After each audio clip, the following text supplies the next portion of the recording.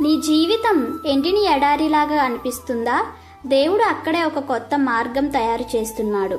దేవుని నామంలో మీ అందరికీ నా వందనాలు.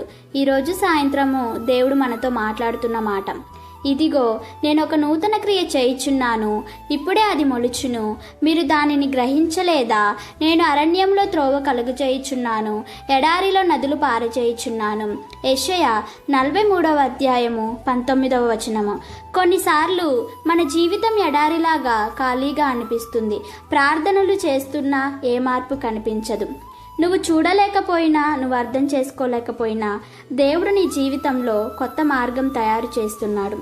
ఎడారిలా కనిపిస్తున్న నీ పరిస్థితుల్లో కూడా దేవుడు నదులు ప్రవహింపజేయగలడు. అందుకే ఆశను కోల్పోవద్దు.